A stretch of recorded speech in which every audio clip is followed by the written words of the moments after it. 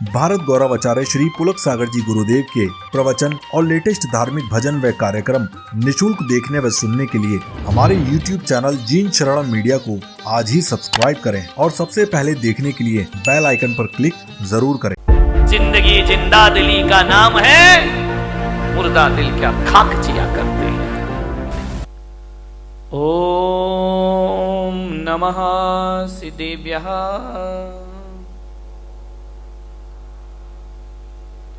ओम नमः सिद्धेभ्यः। ओम नमः सिद्धेभ्यः। यदर्चा भावेन प्रमुदितमना दर्दुरिह क्षणादासीत् स्वर्गी गुणगण समृद्ध सुखनिधि लभन्ते सद्भक्ता शिव सुख समाजम किमु तदा। महावीर स्वामी नयन पथगामी भवतु मे। महावीर स्वामी नयन पथगामी भवतु मे। महावीर स्वामी नयन पथगामी भवतु मे। प्रथम तीर्थंकर ऋषभदेव भगवान की, भगवान महावीर स्वामी की, परम पूज्य गुरुदेव आचार्य श्री पुष्पदंत सागर जी महाराज की, अहिंसा परमो धर्म की।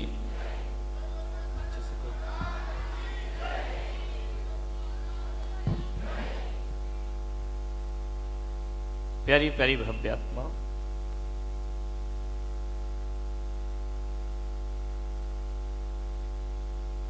कभी सुबह सुबह उठ करके देखना,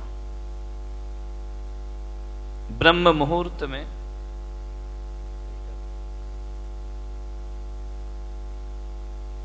ब्रह्म मुहूर्त कितने बजे होता है? बोलो भाई,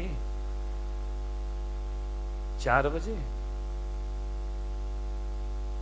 शुक्र है। नहीं तो एक जगह मैंने मुंबई में पूछा कि ब्रह्म मुहूर्त कितने बजे होता है, बोले 9 बजे। तो मैंने कहा 9 बजे ब्रह्म मुहूर्त कैसे हो जाएगा? बोले महाराज मुंबई में तो 9 ही बजे होता है। तो मैंने कहा 9 बजे ब्रह्म मुहूर्त, बात समझ में नहीं आती है। उसकी पत्नी बैठी थी बाजू में, मैंने कहा ये क्या बोल रहा कि 9 बजे ब्रह्म मुहूर्त होता है?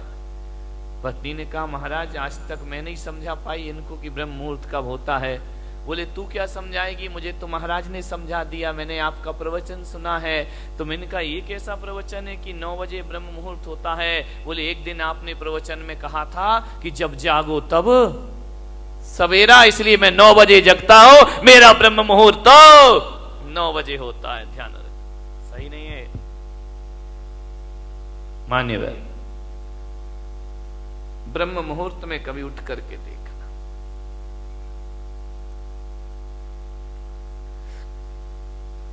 आकाश की तरफ देखोगे,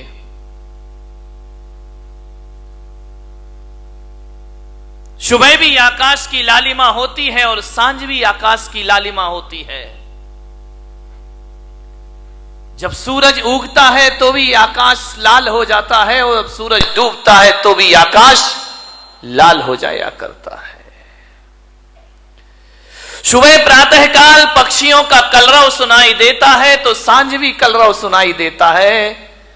फर्क कितना होता है कि सुबह की लाली उठाने का काम करती है और शाम की लाली सुलाने का काम किया करती है। और सुबह के पक्षियों का कलरव जो हुआ करता है वह घोंसलों को छोड़कर बाहर निकलने का होता है और शाम का जो कलरव होता है वह घर वापस लौटने का कलरव होता है। ध्यान रखें, सुबह सुबह पक्षी चहचहाते हैं, कलरव करते हैं, आकाश में पंख फैलाते हैं।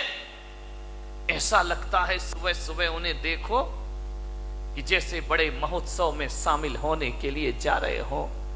पक्षियों के जीवन में कितना आनंद है, कितना संगीत है।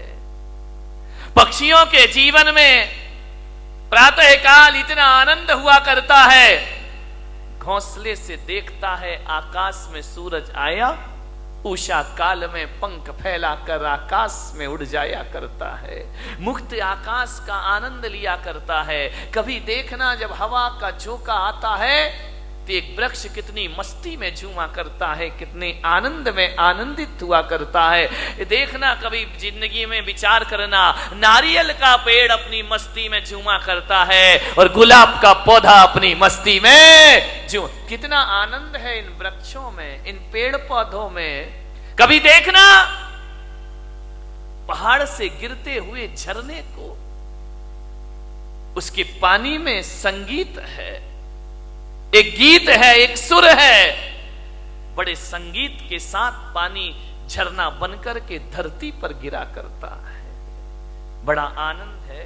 कल कल निनाद करती नदी को देखना, कितना आनंद है उस नदी में। अपनी मस्ती में रहती है, अपनी मौज में रहा करती है। चिड़िया आनंदित है, पशु पक्षी आनंदित है। एक गाय का बछड़ा जब दौड़ करके रंभाता हुआ मां के पास आता है, इतना आनंद उस बछड़े में हुआ करता है। मान्यवर, मैं आपसे निवेदन करने जा रहा हूं कि पेड़ पौधे आनंदित हैं, नदी आनंदित है, तालाब आनंदित है, झरने आनंदित हैं। कितना आनंद है इस संसार में, सुख ही सुख है मेरे भाई। विचार करिए आप, प्रकृति का कण कण आनंद में जी रहा है।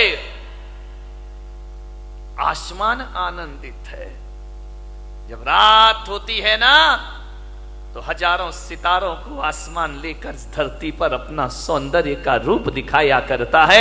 आकाश में चंद्रमा चमका करता है। ध्यान रखिए, ज्यों ज्यों रात गहरी होती है, आकाश का सौंदर्य बढ़ते चला जाता है, बढ़ते चला जाता है। आकाश आनंदित है, धरती आनंदित है, नदियां आनंदित हैं, पेड़ पौधे आनंद में जी रहे हैं, पशु पक्षियों के जीवन में आनंद है। अफसोस है आदमी के चेहरे पर आनंद दिखाई नहीं दिया। आदमी क्यों निराश है, आदमी क्यों उदास है, आदमी को ऐसा क्या हो गया है? एक चींटी भी जीना चाहती है, एक नासमझ जानवर भी जीना चाहता है, पर आदमी को क्या हो गया? ये मरने के षड्यंत्र रचा करता है, ये मरने की तैयारी किया करता है। आज तक किसी जानवर के मुख से ना सुना होगा कि हे भगवान हमें उठा ले, लेकिन आदमी के मुख से तो कई बार सुना है कि अब इस जिंदगी को जिया नहीं जाता, हे भगवान मुझे इस जीवन से उठा ले, इस जीवन से मुक्ति दे दे। क्या घट जाता है हमारे जीवन में ऐसा? आदमी मृत्यु के षड्यंत्र क्यों रचता है?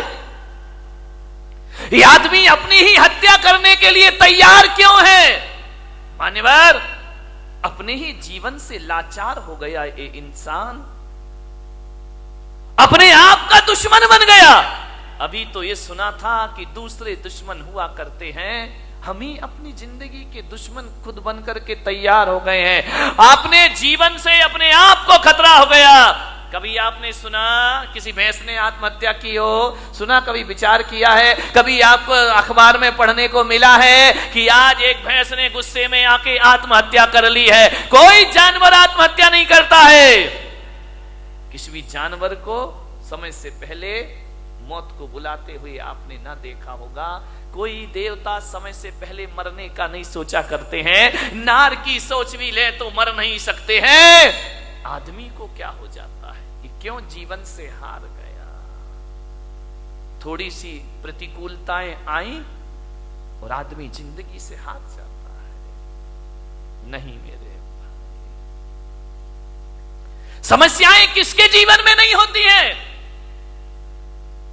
राम के जीवन में समस्या थी, महावीर के जीवन में समस्या थी, कृष्ण के जीवन में समस्याएं थी, जीसस के जीवन में समस्याएं थी, आचार्य शांति सागर के जीवन में समस्याएं थी, आचार्य कुंद के जीवन में समस्याएं थी।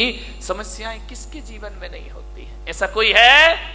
समस्याओं से रहित जीवन नहीं होता, ध्यान रखिए।